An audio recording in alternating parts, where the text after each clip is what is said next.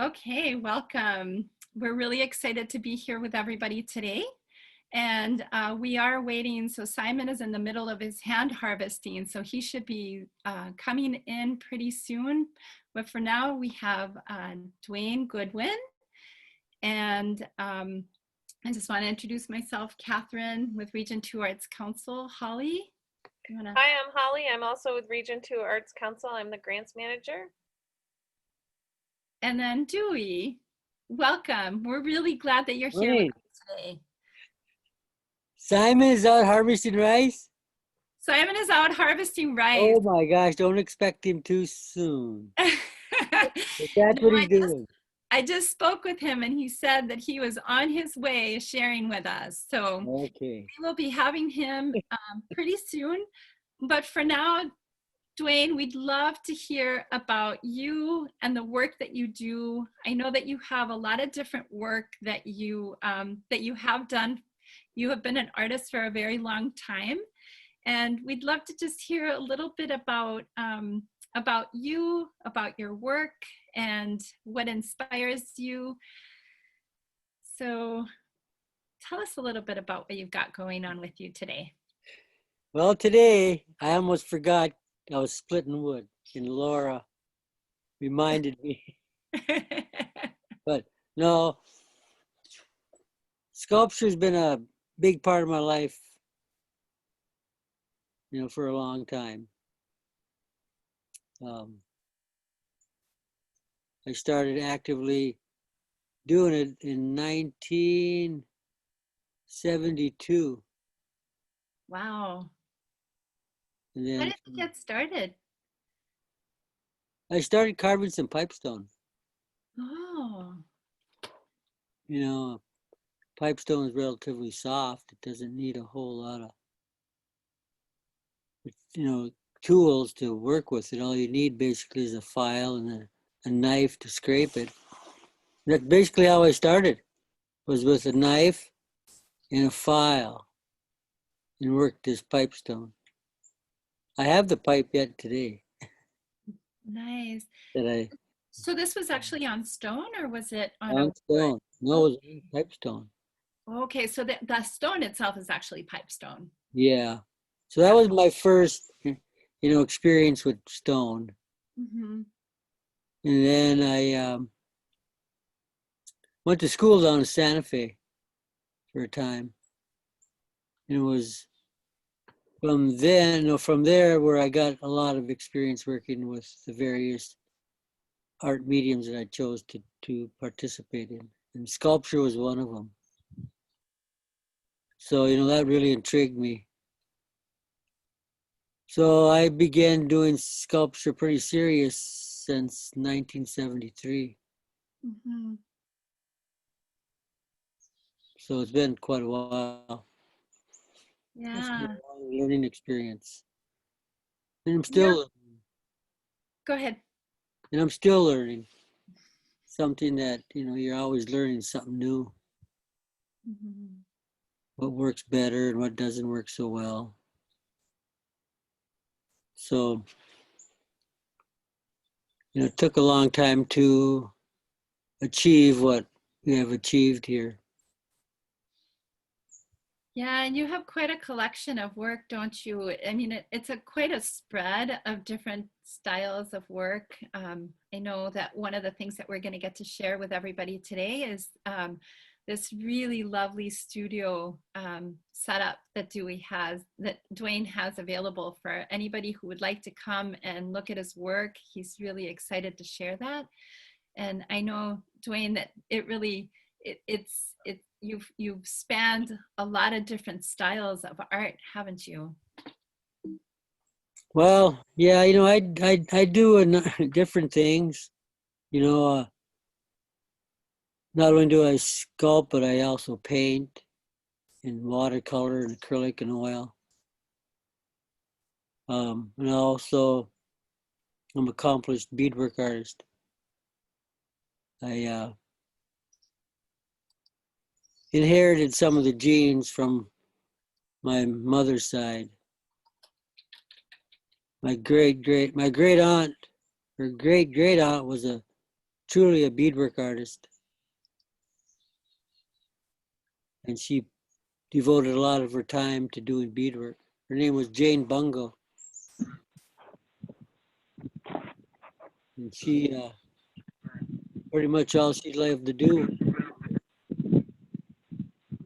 And I was very fortunate to get a piece of her work from my great aunt who had a piece. Mhm. So I think, you know, that's probably where that interest came from. I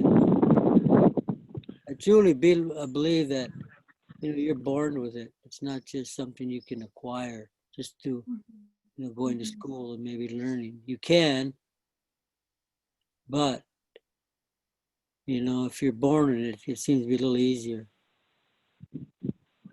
And I believe, you know, I was born with it. Yeah, that's great. I Um, do see that not to Simon has joined not us. to interrupt or anything. I finally got onto the meeting. Yeah, welcome, Simon. I'm Welcome, so Simon. glad. So glad Honey, that you Simon. Hey, I was on upper right leg trying to get a signal. Oh, Rhea, how's the rice up yeah. there? How's the rice up there? It's finally getting ripe. The frost it? and stuff came in. Yeah. Yeah.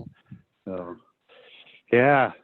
Well, Yeah. we're glad that you're able to join us, Simon. So thank you so much for taking time out from your racing day to be with us. This is Catherine, and then Holly is also on the call. Hi, Simon. Hi. Good to meet you. Yeah. Yeah. It's interesting. I don't see a lot of paintings about wild ricing, you know, here and there, but you know, the expression just isn't really out. It doesn't meet up with the expectation once you've been out there, I guess. Hmm. You know. You mean in But terms of capturing the beauty of the wild rice? yeah, it's just, you know, it's so thick and the stalks vary so much, you know, it's hard to really express in a 2D painting, I suppose. I've been taking a lot of panoramics pictures.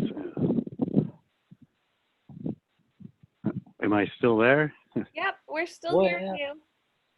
Yeah. So anyway, it was real exciting doing the internship or the mentorship with Duane this winter. Surpassed the winter quick. You know, Great.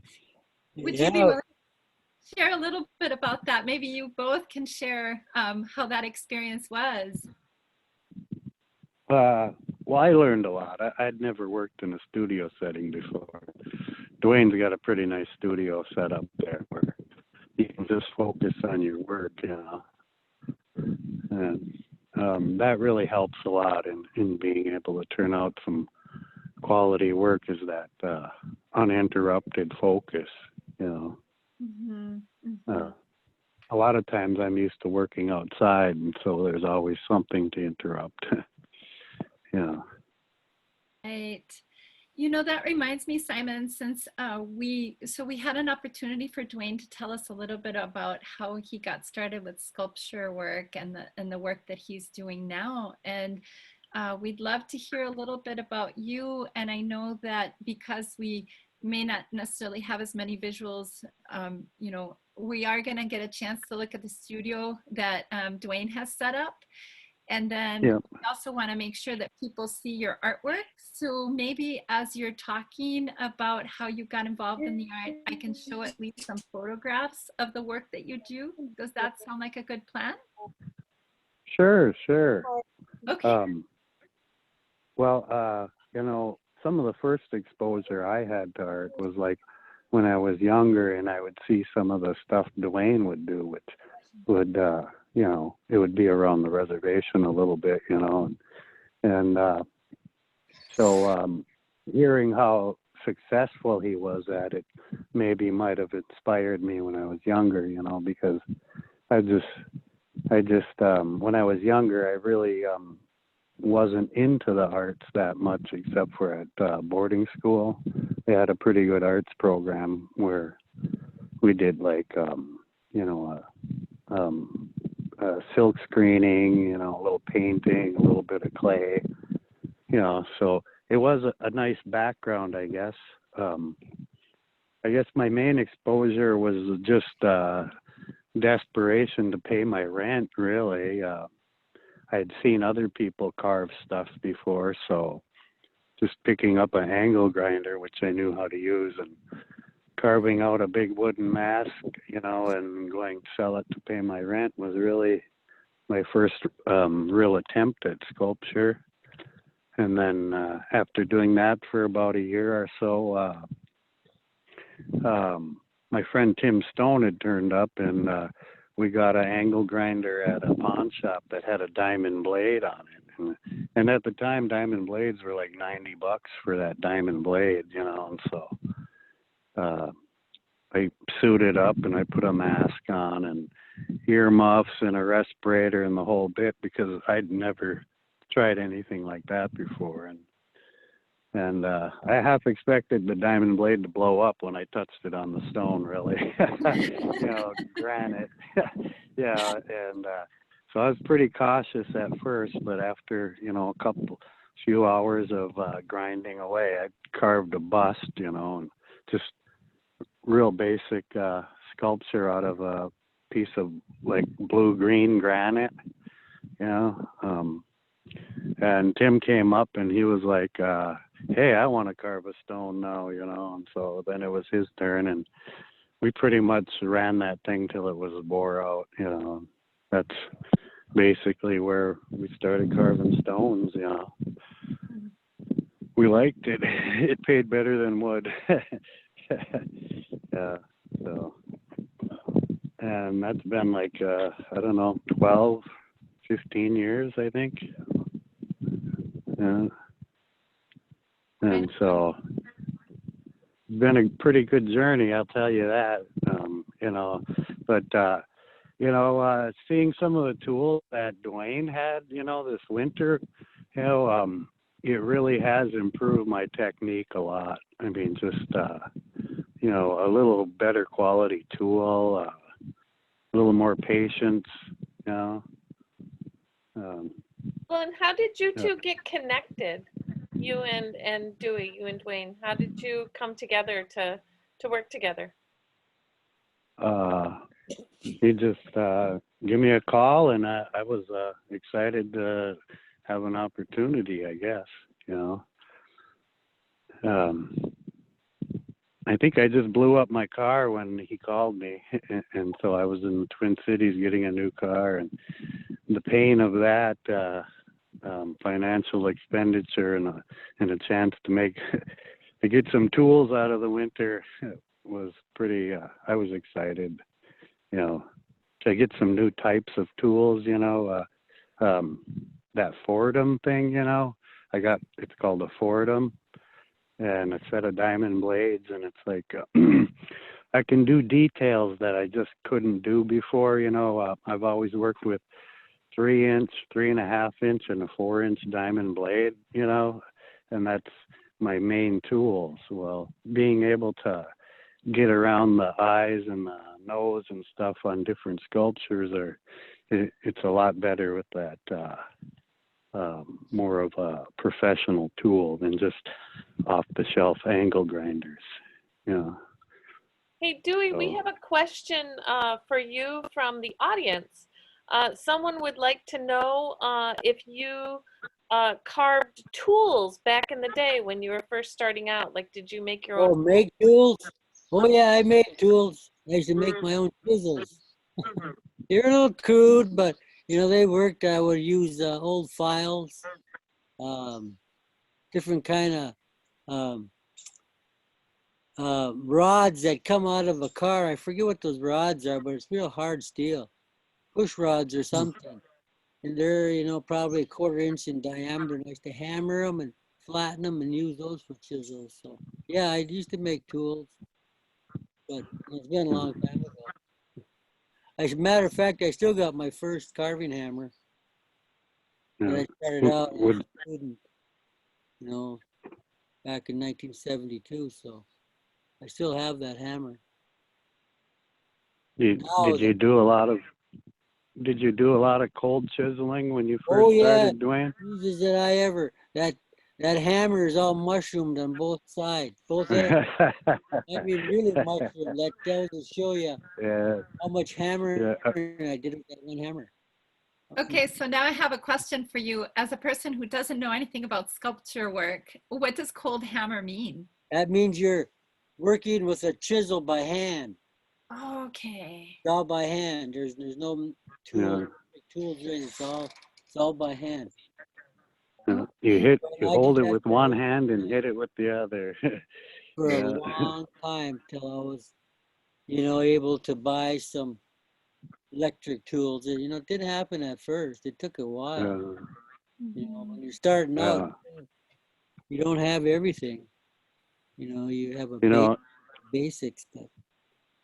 it takes a lot of confidence. It takes a lot of confidence to hold that cold chisel in one hand and swing at it with a big hammer with the other. You have to be real certain of yourself. There's no tapping. You have to commit to that swing. Yeah. Yeah. Working Not stone for the is faint of heart. very physical. I can imagine. And I wonder if this is a good time to maybe like show a little bit of the studio space that you have. Yeah, that would be good. The studio right now has been transformed into a gallery. My workspace is outside the studio. But Laura and Casey can take you through a walk through my gallery. It's my gallery now for a little while longer. So at this point, we would like to give a big shout out to Casey, who saved the day, because and I'm just going to spotlight the videos so that actually people can see the studio a little bit better. So Casey is Duane's grandson, and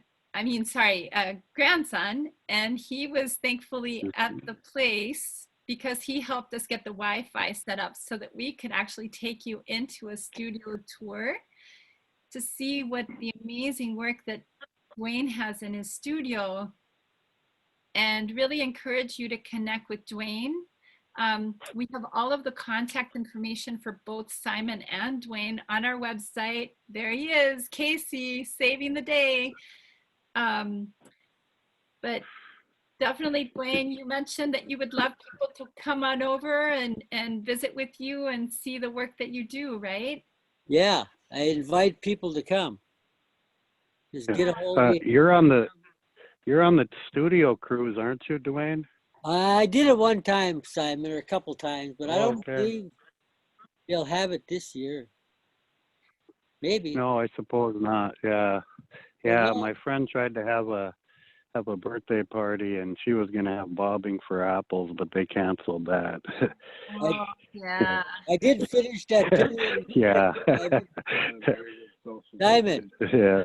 I finished the pileated. Show him the pileated, Simon the pileated. Because I started it when Simon was working. Yeah. I'll have to look. He did finish the pileated woodpecker, and everybody, this is like the first time that anybody beyond, Dewey and his friends and family probably has seen it, right? When did you finish it, Duane? A week ago or so. Wow. It's It was amazing. a complicated piece. It wasn't easy. Yeah, no, I imagine. Yeah. Well, I love how his peak is right in the hole there. That's very cool. Well, it was ingenuity because I didn't have enough rock, but I made do. Yeah. Hey, Simon. Yeah. Remember I was telling you about that project in Grand Rapids? Yeah. Got it. Yeah. I got it, Simon. All right on. Well, I'm your guy if you get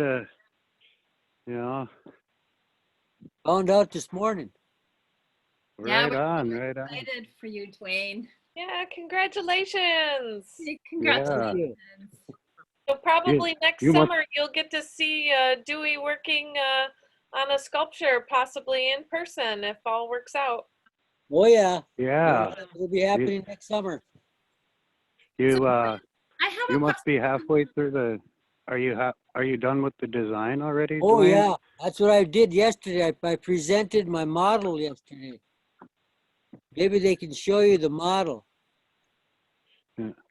Yeah. Like I'm on the yeah, phone, so I'll have to look at the picture after. yeah. No, I didn't. I did a Hmm. model for it. Yeah, I remember you were kind of showing me the rough sketches. And presented it yesterday to the commission. Oh, there is the model. Thank you, Oh, Laura. So wow. everybody, this is the model that Duane is talking about for the Grand Rapids piece, right, Duane? Yep. Mm. Can you tell us about this piece?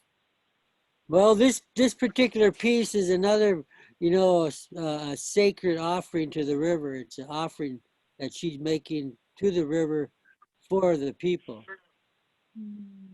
and she's going to be right by the river. How big is it going to be It's going about? to be roughly right around, I would say pretty close to 7 feet by the time I'm done. It's Wow. actually going to be a two-piece sculpture. You're going to have the base and then the sculpture. The base is going to be a very large slab of limestone with the various types of species of fish that run through the water of the Mississippi River.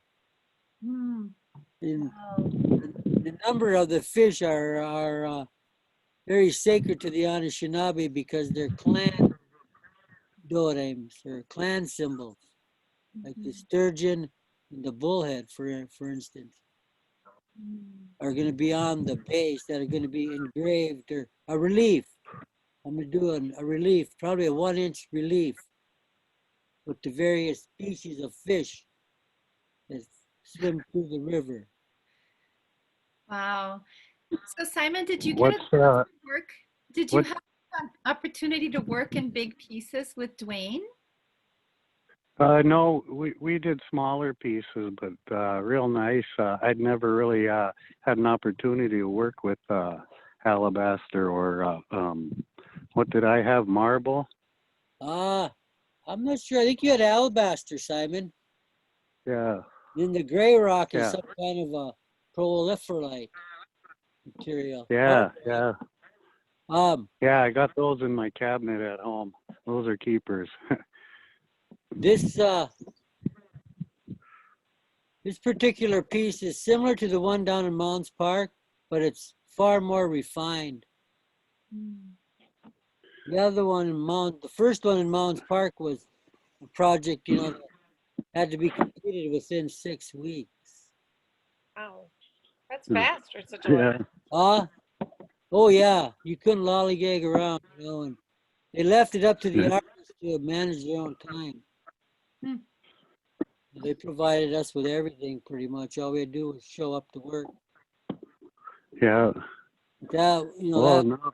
took a lot of work to get it completed in 5 weeks. Started out as 6, Yeah.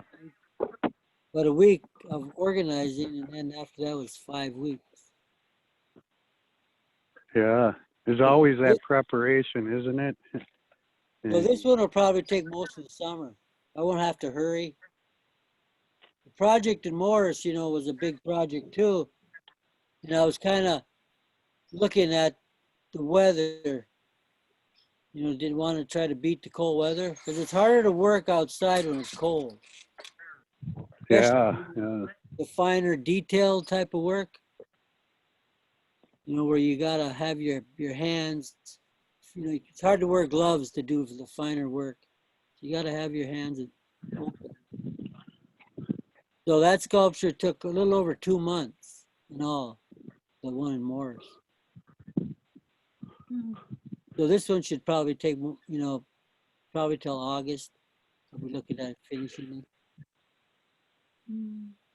Do you have images of the one that's in Morris in the slideshow that you had prepared, Catherine? I do. Yeah, I can show that one. Let me hold on just a second.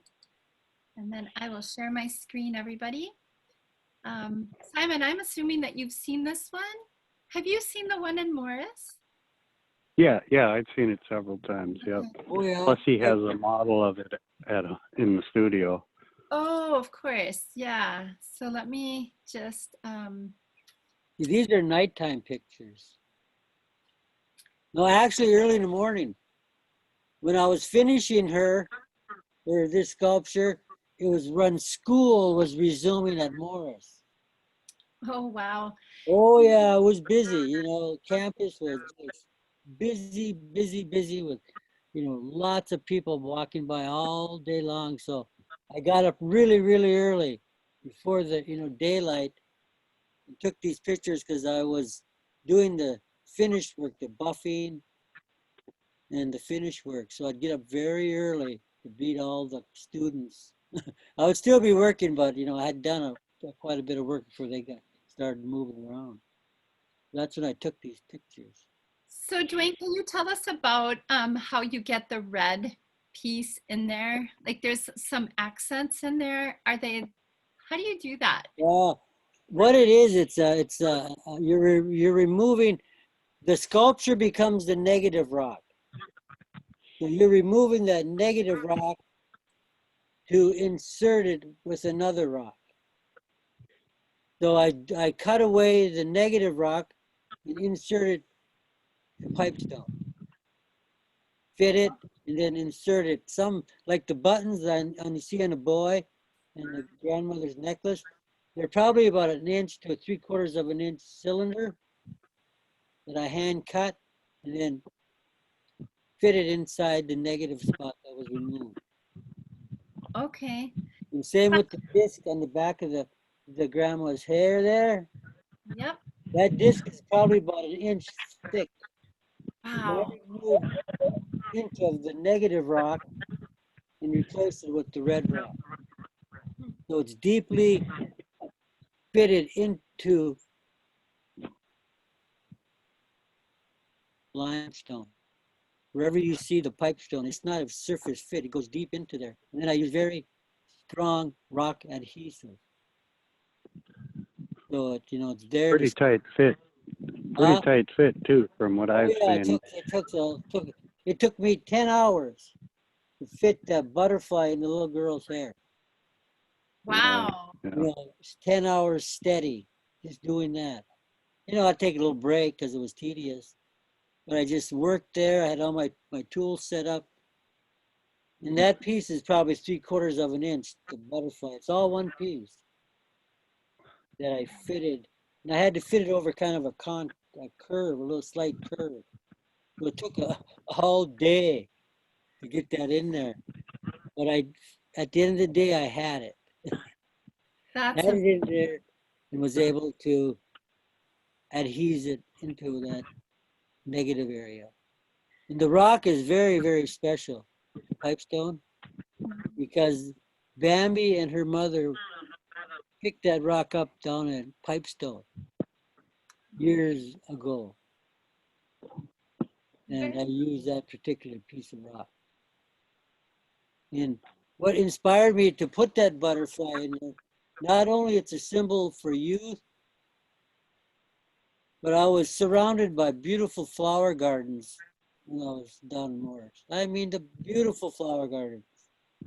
And hundreds of butterflies would fly around throughout the day. Not just a couple, but hundreds of them. It was a huge, what would you say, a lot of monarchs. Very Yeah. good effort to Don't they have some nice gardens down there at Morris? Oh yeah. They had that class down there a couple times. What was that? Yeah, What's that? yeah, the Rural Arts and Culture Summit. Yeah, I went there a couple times, and boy, they seem like they're always working on their gardens, huh? Oh boy, they got a beautiful garden. It's called the horticulture. It's way up on a very high bluff overlooking Morris. And they have absolutely beautiful garden. But I was down there not long ago. I went down there to wash the sculpture and reseal it. And they don't quite have all the gardens they used to have, like, you know, when they're in full swing. But they did manage to get some planted. with school shutting down early this year. Yeah, yeah. Those- I think we're all dealing with that. Yeah, Yeah. but yeah, they a strong horticulture program down there at Morris. Very strong class that does a lot of work in making Morris a very beautiful college with all the flower gardens. So that was a very pleasant environment to work under, all the flowers all around you. Yeah, I've been actually doing a lot more floral sculpture designs this year myself. It just it's nice. Flowers tend to flow, Yeah. instead of, you know. Yeah, Simon, I noticed that because I'm more familiar with a lot of, like the turtles that you have, and maybe this is a good time for me to show maybe some of the images of that exhibit that you had. Do you want me Yeah. you want me to share that? Sure. Okay. Sure. So if you Yeah, a could lot of tell them. us a little bit about that event, let me just find it I'm gonna share my desktop again. And okay, so if you want to I'll let you know as soon as I get that up. So a lot of times I look for colors that are in the stone, so it looks similar to like when Duane insets a stone in there, but it's actually just a different color of that particular stone that I try to sculpt out of there into something else, or to try to present the piece, with respect to the colors that are already in there. Okay. So, And so a lot of times you'll see those sudden color changes in my sculptures, and it was just because the stone was already that color, and I just tried to take advantage of that and work something into the shape that's already there. It's granite, a lot of it, so it's tedious. You can't just like decide whatever you want. You have to develop whatever already exists. Otherwise, you're going to be all day trying to make something from nothing, I suppose. But yeah, I've done a lot of the Turtle and the 13 Moon designs. Just I think it's a popular calendar. It works all over the world, and just trying to develop it more for myself, I guess. Did you show the video already? Yep, she's showing the video right now, and we're looking at turtles. Mm-hmm. Yeah, lots of turtles. There's a few birds and a couple wooden masks, maybe. The wooden mask was actually one I did. It doesn't have the eyes, it's an open mouth, and it's just a symbol of like singing, But then you look at the face, and it's marked all over the face. The circles, those are smallpox, and it's like it swept through the tribes, and instead of just laying there dying, a lot of people would crawl out of their shelters and stand there, and they would sing. They would sing their death song, and they, I think it was, the people that want to die singing versus laying in your bed, So I just thought there should be a symbol for that. Wow, knowing the context makes it a lot more powerful piece, Simon. Thank you. Yeah. Just sometimes ideas grab you and you work with it. What? And so. Didn't that happen down at Sandy Lake, Simon? Big Sandy down in Mille Lacs down there, where they infested those blankets with smallpox. Yeah. And the whole village dying around you, and instead of weeping at your fate, you went outside and you sang.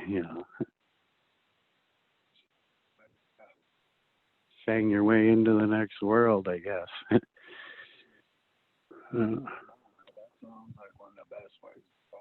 Well, yeah, yeah. No, it's probably not too uncommon amongst the Ojibwe. The Anishinaabe are strong people. Anyway, a lot of them are granite, though. I think what was in there, a couple birds maybe, and then some busts. Yeah, quite I a think few there was busts with faces. yeah, yeah. The face seems to be a common thing to carve. You know, it's like you see faces all your life, so the image is in there.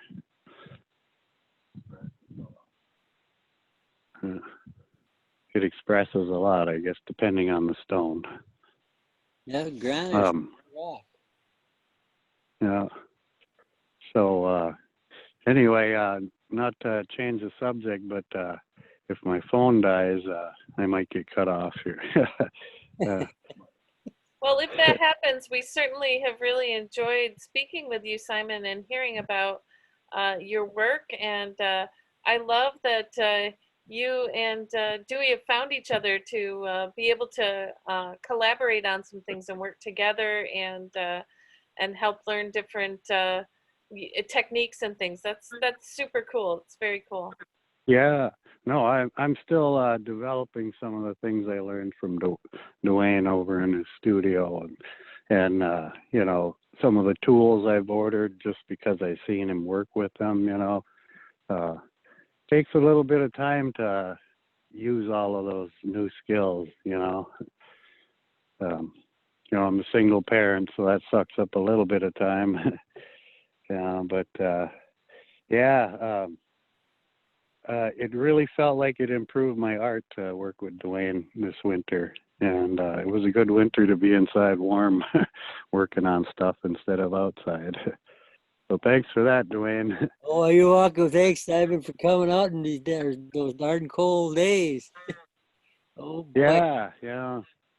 And Simon, before It you helps. go, I want to make sure that people know how to connect with you, because there's a lot of ways in which you as an artist have a lot of offerings. So one of them is through your Facebook page. You want to tell people about that? Art from nature, and it's just mostly my art. A couple other pieces that have inspired me through time, I guess. And I just try to keep up with posting the new stuff on there. Yeah, and I also want to be sure that people know that Simon is a nature foods harvester, all hand harvested. And so you also have a way for people to connect with you that way, right? Yeah, but hand harvested foods dudes. And I try to document how I harvest and process foods on there so that people can know the backstory on their food, source their food a little bit. So there's no secrets to anything I sell. It's all just right there on the page. You know, I like to say we don't use any chemicals, and we wouldn't know how to use them if you gave them to us. So. That's great.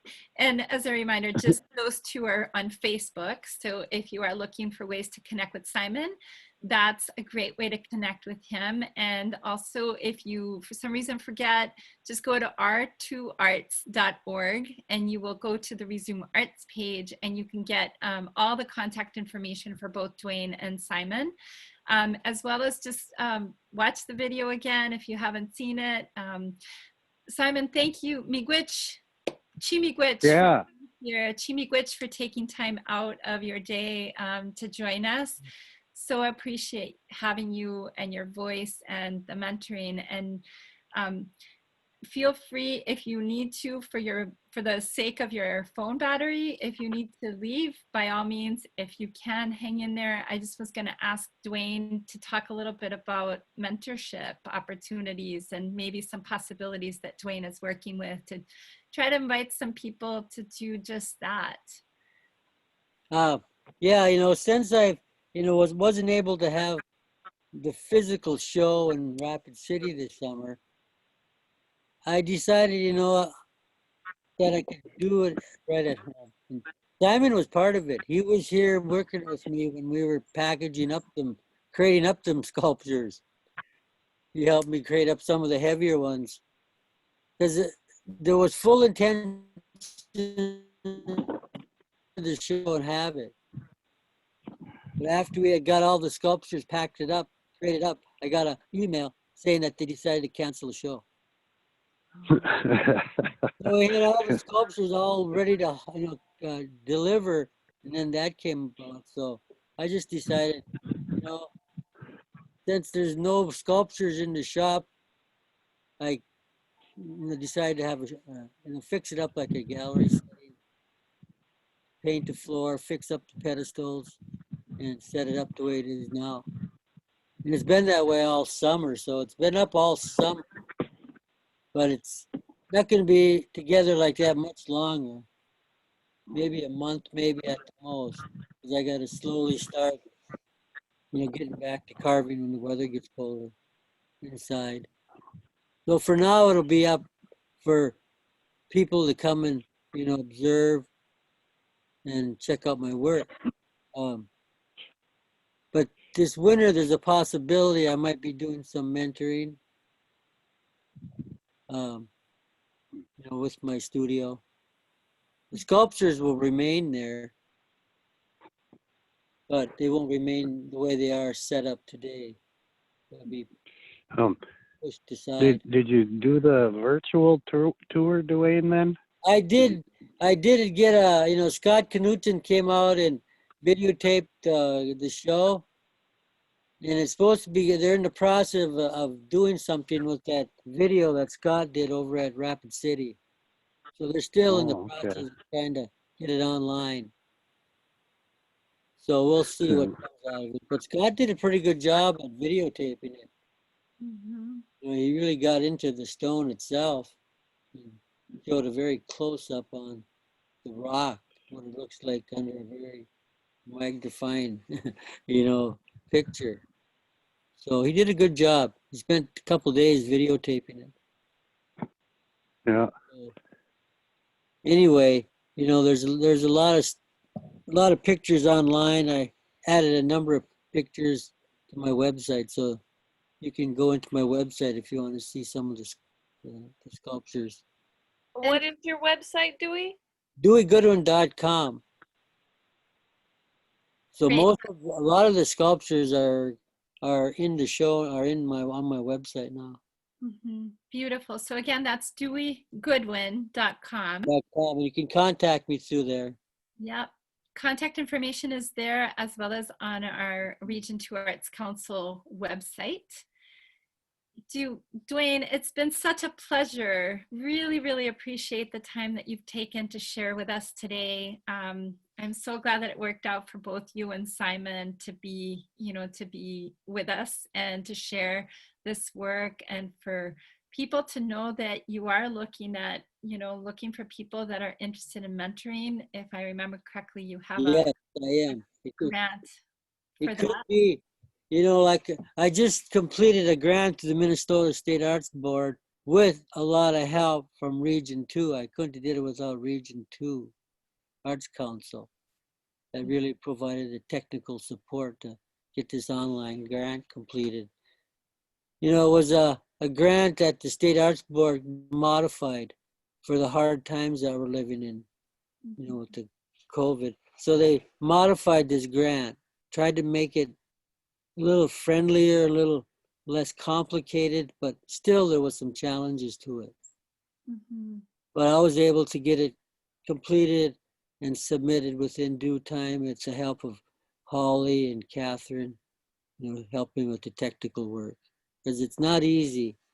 If you're not working on a computer all the time, it's hard to keep things, in your mind, Mm-hmm. registering them things. And, for me, it can be difficult because I don't register things like some people do.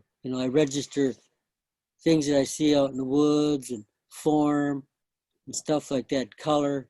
But when it comes to technical stuff, oh boy, I can forget one thing goes right through one ear and out the next. So I Well, appreciate it. I'm glad you mentioned that because it is a good time to remind listeners out there for any artists that are looking for MSAB grants. There is an individual artist grant available that's the next round is coming due very soon. So please check out our, we try to get everything out through Facebook. So just go to Minnesota State Arts Board and you will find the information there. I'm so glad, Duane, that you went ahead and did that. I really want to encourage anybody who is interested to go ahead and move forward with that because we are here to help and support, and so is the MSAB staff. The Minnesota State Arts Board is doing a lot to really help people in the greater Minnesota area make sure that they can apply. So don't be shy. And, just again, miigwech, chi for your time today. Really great to have you with us.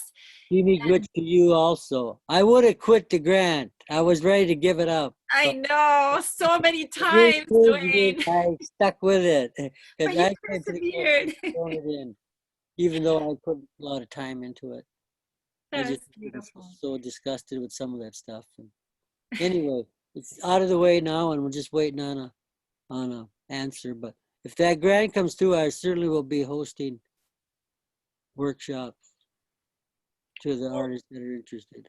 And thank you so much for opening your studio, and thank Casey and Laura for being on hand down at the studio to show us around, and so that we were able to see your work. That was fantastic. Well, Yeah, thank you, really Ollie. appreciate that. Great teamwork, everybody. Yeah. Please remember, for anybody who's out there listening to this, you make sure that you get in touch with Duane. Really worth your time to go in there and see his work, and it's available for purchase. So don't hesitate to touch base. Again, his website, deweygoodwin.com. Simon Zornes has his Facebook page with Art from Nature with a small n as opposed to a capital N, I discovered. So make sure that you note that. Okay, everyone, until next time, remember our next segment is September 23rd, and we will be telling you all about the upcoming artists very soon. Stay tuned. Great to see everyone. Thanks again. Talk to you soon. Miigwech. Thanks, Dewey. Bye. Yo, goodbye. We'll see you now. Okay. Bye. Yep. Okay, we're off Facebook, it looks like, but it's still recording.